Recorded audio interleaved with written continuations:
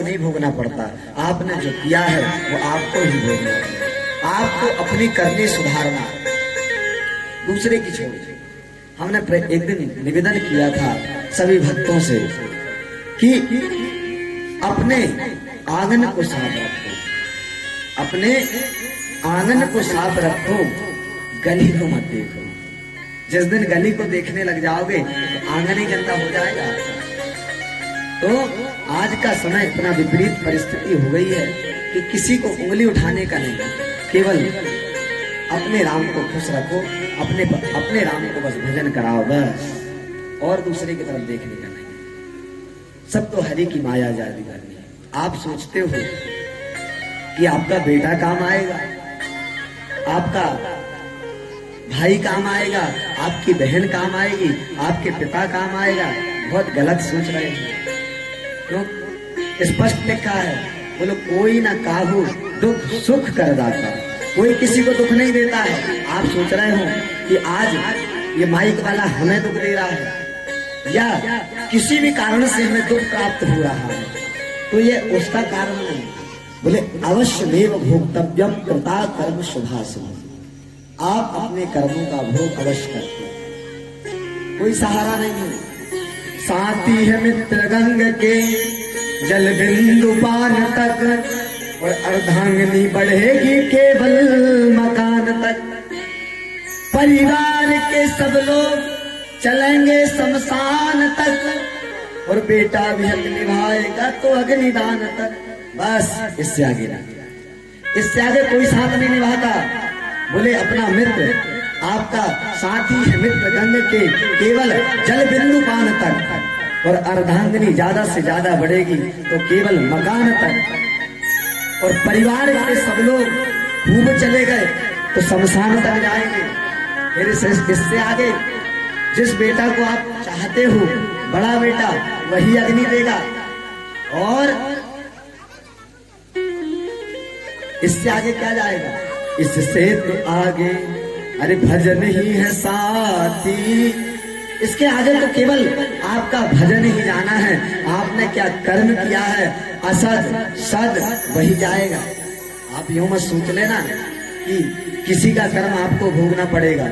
एक व्यक्ति था, बहुत ज्यादा चोरी किया करता था, असद कृत्य किया करता था। उससे महात्मा ने समझाया, बेटा सब किया कर, ये असभ्य तरीके से तू गंदी तरीके से चोरी से डकैती से पैसा कमाता है, इसे छोड़ दे, तुझे इसका भोगना पड़ेगा।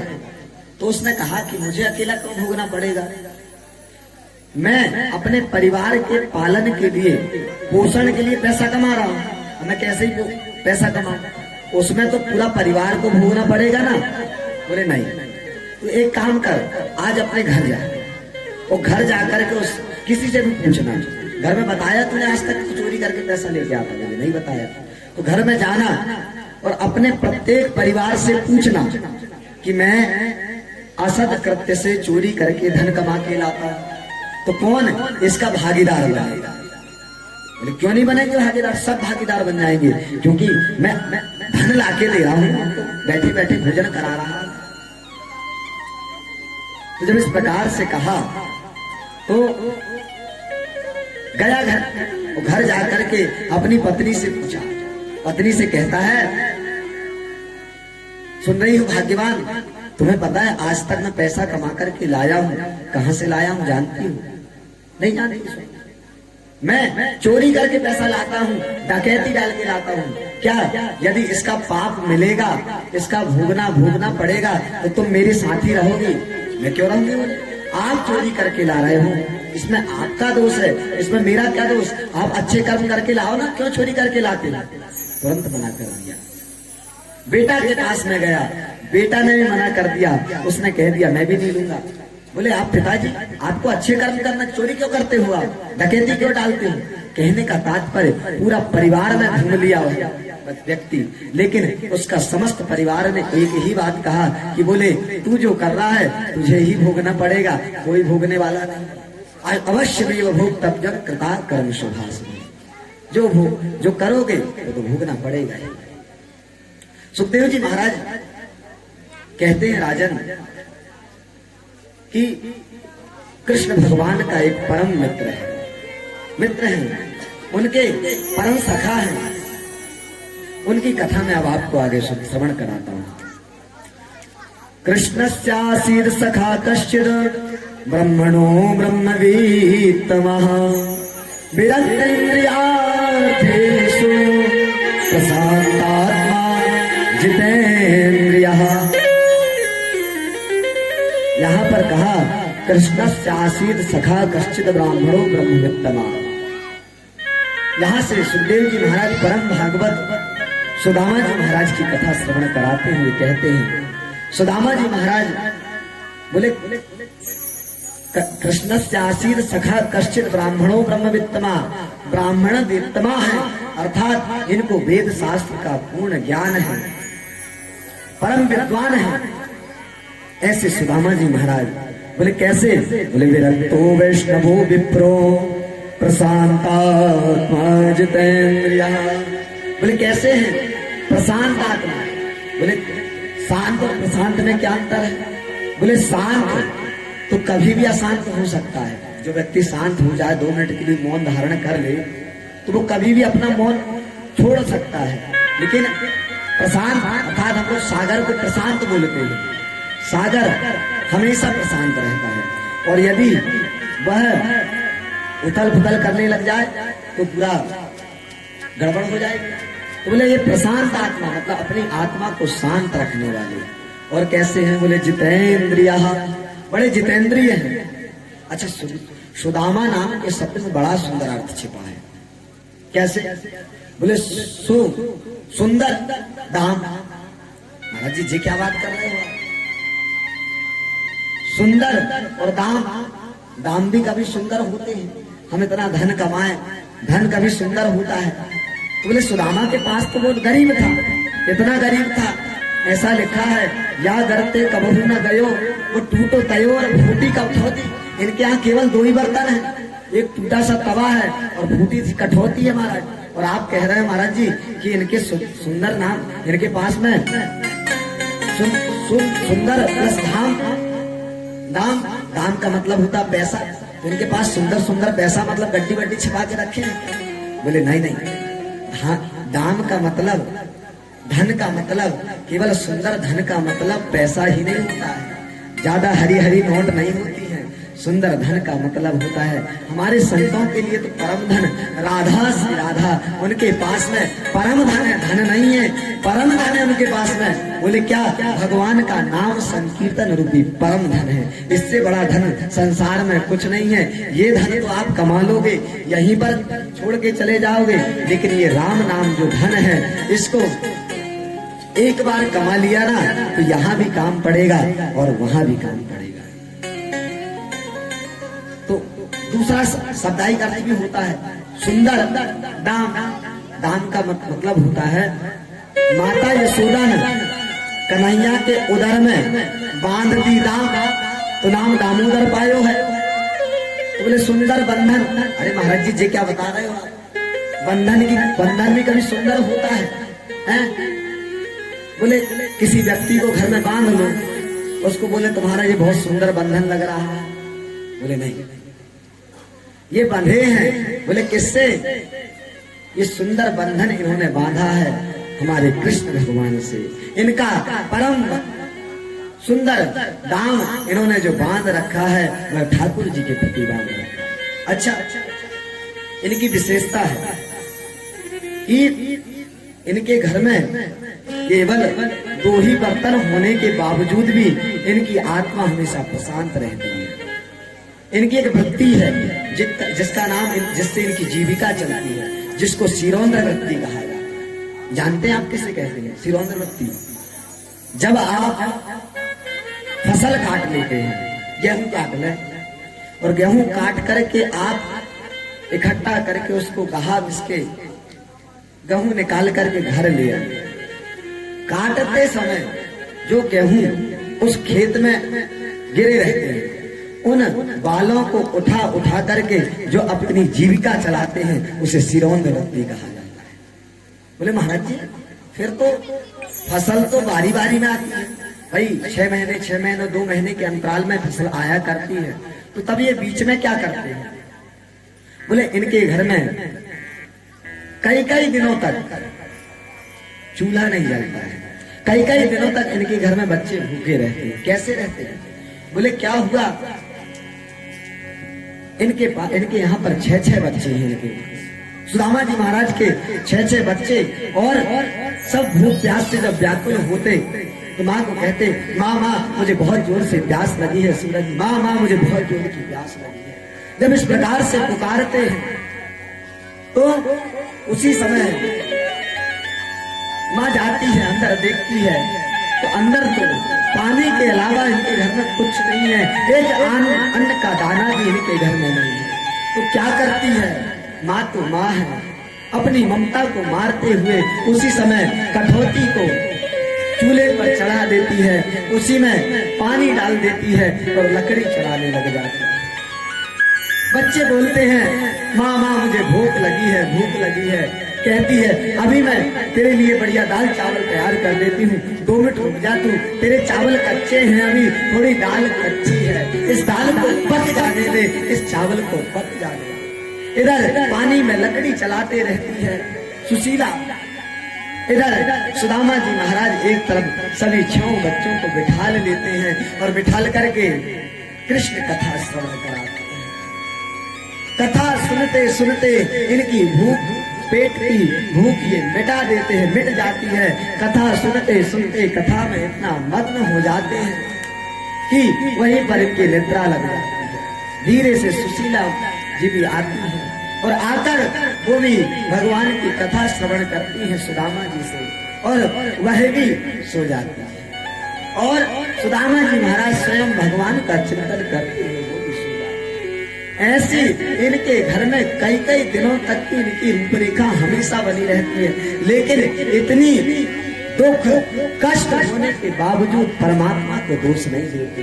कभी इनके जीवन में ऐसा मन में नहीं आया कि मेरे ठाकुर जी ने मुझे कुछ कम दिया है। वो तो कहते हैं, ठाकुर जी तूने बहुत दिया है, कम से कम तुझे याद तो कर रहा हूँ, इस दुख के कारण तुझे याद तो कर रहा हूँ। इनकी जो पत्नी है वो भी परम सुशील है, उनका नाम सुशीला, यथा नाम तथा गुण, पतिव्रतम पतिम प्राह म्लयाता वदनेरसा दरिद्रा सीदमानासा वेपमानाभिगम्य च। परम पवित्रता है। सुशीला एक ऐसी नारी है जिसने पूरा जीवन एक साड़ी पर काट दिया, लेकिन अपने पति से एक भी बार शिकायत नहीं करी कि स्वामी मुझे इस चीज का कष्ट है। पर कभी कभी आत्मा, क्योंकि बच्चों का दुख देखा नहीं जाता, 1 दिन हो 2 दिन हो, हमेशा का यही दुखी है। देखिए कृष्ण भगवान की इतनी कथा सुनाते हैं सुदामा जी, और इतनी कथा सुनाने के बावजूद कभी कन्हैया ने ये नहीं बताया कि, कभी सुदामा जी ने ये नहीं बताया कि कन्हैया मेरा मित्र है। वो तो कहते हैं वो जगत नियंता परमात्मा द्वारिकाधीश सबका पिता है, कभी ये नहीं बताया कि मेरा मित्र है। एक दिन भगवान को इसकी दरिद्रता को देख करके, इसका दुख देख करके इसके दया आ गई। इसके यहाँ पर स्वयं परब्रह्म परमात्मा भिक्षाटन के लिए जब आए, आकर के इससे कहा सुशीला से, सुशीला भिक्षाम दे। तो सुशीला अपने नेत्रों से अश्रु प्रवाहित करती हुई कहती है, आप ठीक जगह नहीं आए, मैं कहां से दे दूं? मेरे घर को एक पानी के अलावा, जल के अलावा एक अन्न भी नहीं है। क्या कह रही हो सुशीला? तुम जानती भी हो तुम किसकी पत्नी हो? तो बोले, ननु ब्रह्मन भगवता सखा साक्षात श्रियापति और ब्रह्मण्य शरणैश्च भगवान सार्वतर सवा। बोले तुम्हारा मित्र, तुम्हारे जो सखा है, तुम्हारे पति हैं, उनके सखा को तुम जानती हो? बोले नहीं जानती। बोले वो साक्षात सखा साक्षात श्रियापति, वो साक्षात लक्ष्मी माता का, लक्ष्मी माता के पति साक्षात श्रिया सदा भगवान लक्ष्मी नारायण ही इनके परम मित्र हैं। जब सुशीला ने ऐसा सुना तो ये तो मन में सोचने लगी कि कभी मेरे गोविंद ने, मेरे पति ने ऐसा कभी नहीं बताया, ऐसा मेरे साथ क्यों किया। गई कृष्ण कथा विरह से सुना रहे हैं सुदामा जी महाराज, उनसे अंत तो गत्ता प्रणाम किया। पतिदेव, मेरे मन में एक शंका है। बोले क्या? मैंने सुना है कि आपके जो द्वारिकाधीश हैं कभी मित्र थे। मित्र थे नहीं, आज भी हैं। तुम गलत सोच रही हो। सुशीला वो मेरे परम मित्र हैं। जब इस प्रकार से जब तुम्हारे वो परम मित्र हैं तो क्यों ना तुम उनसे कुछ मांग करके ले आओ उनकी, क्योंकि मित्र दुख रज मेरु समाना, मित्र दुख रज मेरु समाना, मित्र दुख रज मेरु समाना,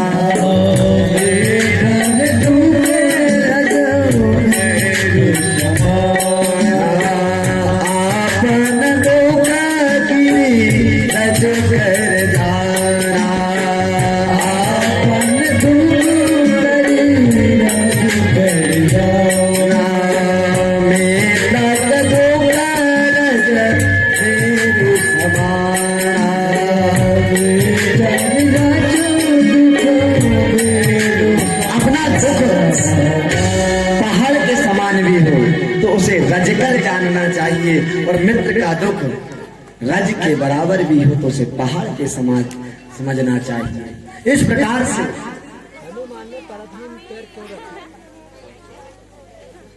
वृंदावन बिहारी लाल की। इस प्रकार से जब सुशीला ने कहा सुदामा जी महाराज से, तो सुदामा जी महाराज कहते हैं प्रभु, सुदामा जी अपनी सुशीला जी से कहती हैं, देवी मैं वो परीक्षक नहीं हूँ जो परमात्मा से परीक्षा लूं। मैं तो विद्यार्थी हूँ, मैं परीक्षा लिया नहीं करता, मैं तो परीक्षा दे रहा हूँ। मैं उसके पास नहीं जा सकता। इस प्रकार कह के बार बार टाल देते हैं। एक दिन हुआ ऐसा, बहुत अधिक दिन हो गया। तब अधिक दिन तक इनके घर में भूख प्यास से व्याकुल जमे रहे। तो सुदामा जी महाराज से सुशीला जी एक दिन कहती हैं कि स्वामी आपको अपने मित्र की याद भी नहीं आती। अब तो सुदामा जी महाराज अश्रु प्रवाहित करते हुए कहते हैं, अरे सुशीला याद तो मुझे इतनी आती है कि मेरा मन करता है अभी मैं द्वारिकाधीश के पास चला जाऊं, लेकिन जाऊं तो जाऊं कैसे, क्योंकि शास्त्रों में लिखा है कि अपने मित्र के यहाँ पर, अपने गुरु के यहाँ पर, अपने इष्ट के यहाँ पर कभी खाली हाथ नहीं जाना चाहिए। तो बोले अगर मैं यदि जाऊं तो अपने मित्र के लिए क्या लेकर के जाऊंगा? हमारे घर में इतना सा एक अन्न का दाना भी तो नहीं है जो मैं लेकर के जा सकता। सुशीला जी कहती है घबराओ मत, तुम आप तो जाने की तैयारी करो, जो ले जाने का बंदोबस्त है मैं करूंगी, क्योंकि मैं आपकी गृहिणी हूँ। आपके प्रत्येक दुख में आधा दुख मेरा। जब इस प्रकार से कहा तो सुशीला जी ने तुरंत गई और याचित्वा चतुरो मुष्टि विप्रान पृथक तंडुलान शैलखंडेन तान बद्ध्वा भद्रे प्रादादुपायनम। क्या किया? बोले 2-4 घर से, सुशीला जी बहुत समझदार है, 2-4 घर से गई और जाकर के कहा कि मेरे स्वामी द्वारिकाधीश से मिलने के लिए जा रहे हैं, उनको ले जाने के लिए कुछ चावल दे दीजिए। जैसे सुना कि तुम्हारे पति द्वारिकाधीश के मित्र हैं तो जिनके पास में गई अपने अपने गोदाम खोल दिया, ले जाओ जितना। लेकिन सुशीला जी ने क्या किया, केवल एक एक मुट्ठी या चित्वा चक्रो मुष्ठि, एक एक मुट्ठी अलग अलग घरों से ला करके 4 मुट्ठी चावल तैयार कर दिया अलग अलग। इसके पीछे भी कारण।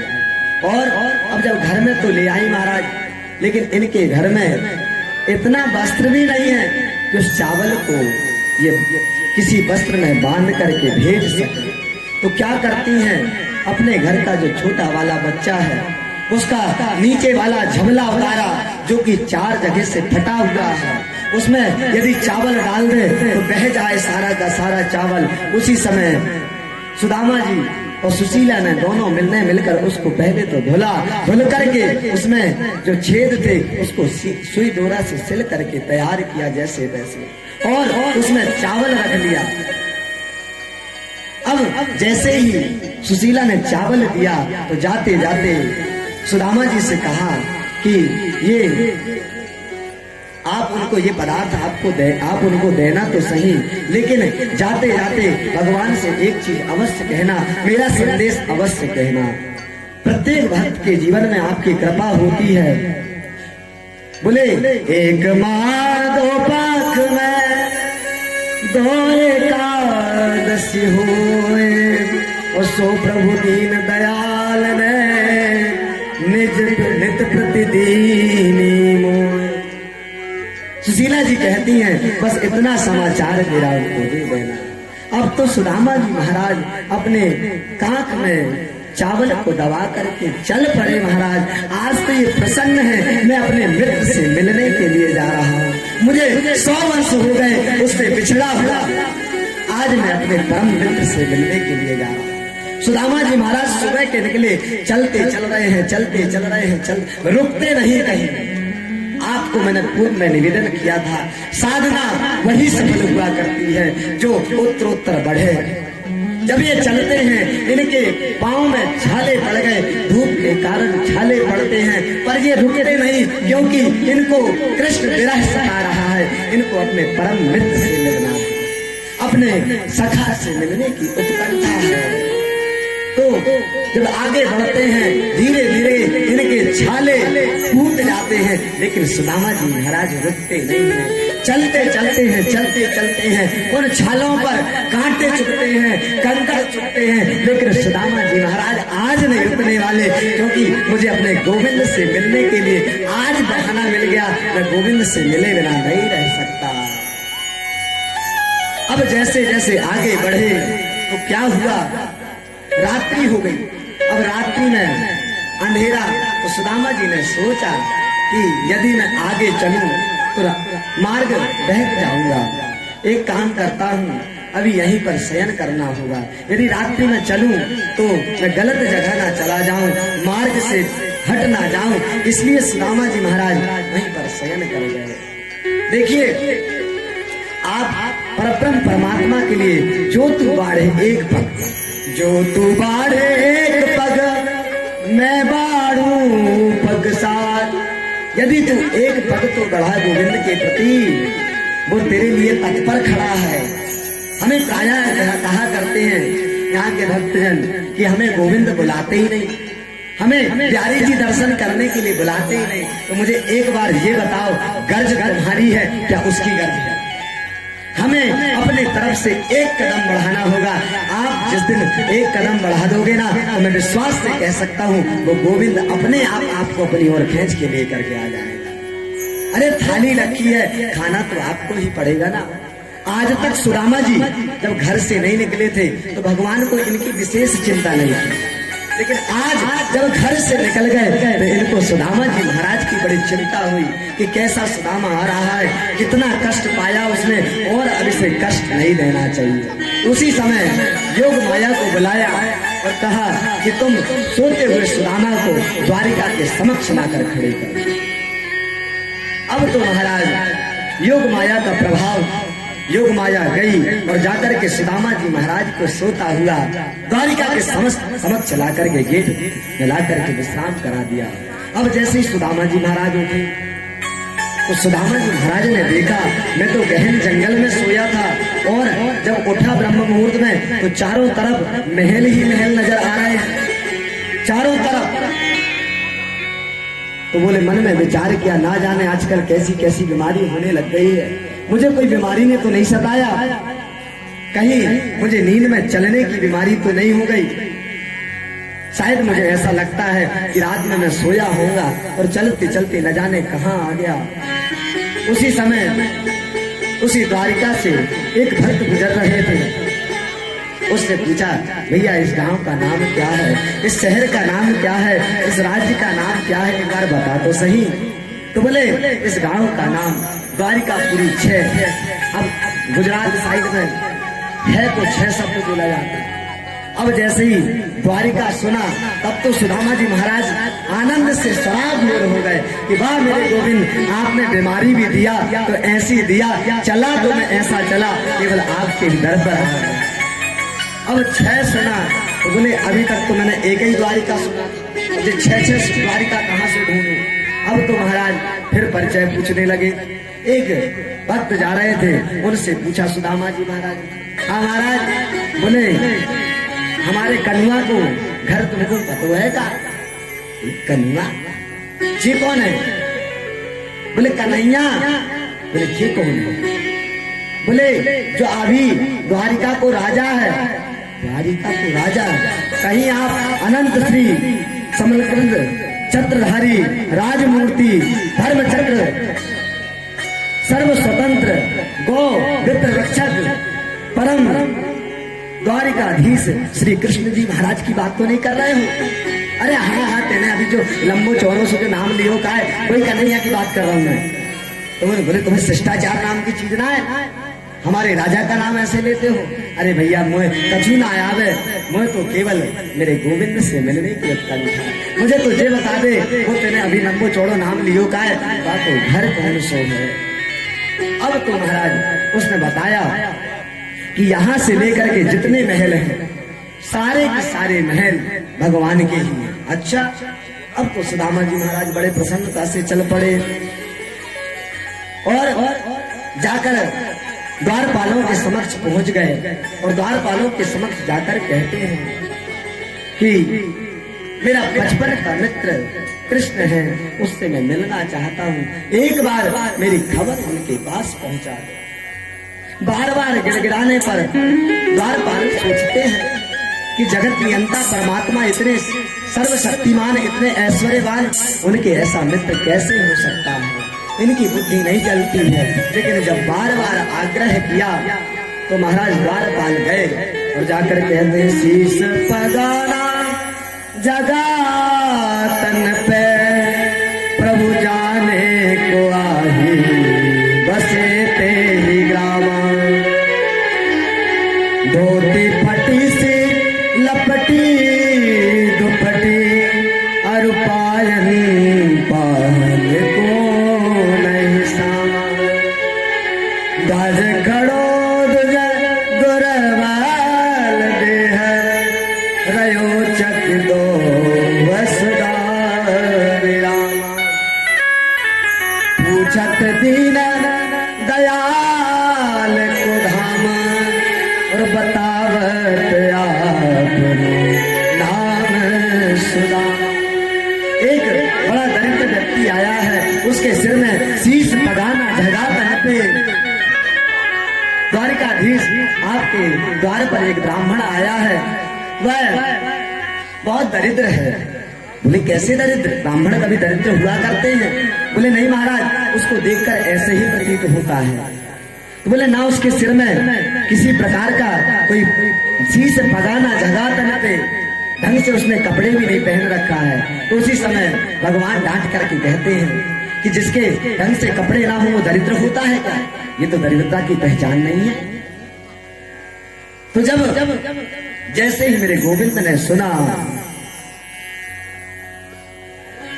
वो अपना नाम सुदामा बता रहा है। अब तो महाराज इधर गोविंद जैसे ही सुदामा सुना, इधर से गोविंद दौड़ पड़े। उधर सुदामा जी महाराज क्या सोच रहे हैं मन में? बैठे द्वार में बैठ गए, क्योंकि जो राजमहल है वो बहुत बड़ा है। द्वारपाल गया है, मन में ये विचार कर रहे हैं, अभी द्वारपाल गया है, अब हमारी मित्रता को 100 वर्ष हो गए, द्वारिकाधीश बन गया वो कृष्ण, मुझे भूल भी गया होगा, तो कोई बात नहीं, मैं यहीं पर बैठा हूँ, अभी द्वारपाल आएगा, मुझे मना कर देगा कि कोई कन्हैया नहीं है, तुमको नहीं जानते, तो भी मेरे हृदय को संतुष्टि रहे। मैं क्या करूंगा? बोले मैं इस पहले की धूल को अपने चरणों, अपने सिर पर लगाकर, अपने सिर पर रख के संतुष्टि मना लूंगा कि मैंने अपने मित्र के द्वार की रज लेकर के आया हूं। मित्र हो तो ऐसा मित्र हो। उधर मेरे गोविंद को जैसे ही पता लगा, महाराज दौड़ पड़े, कहीं पर इनका वस्त्र गिरते हैं, कहीं पर मुकुट गिरती है, कहीं पर चरण पादुका गिरती है, भगवान दौड़ पड़े और दोनों आकर के आपस में जोर से अरे सुदामा, अरे सुदामा। इधर सुदामा जी महाराज मन में विचार ही कर रहे हैं इस कन्हैया नहीं आएगा। जैसे ही कन्हैया की आवाज सुने तो सुदामा जी महाराज भी दौड़ पड़े और कन्हैया भी, दोनों जाकर के आपस में गले मिल गए, आलिंगन किया, एकदम कटकटा करके आपस में दोनों को दबा लिया।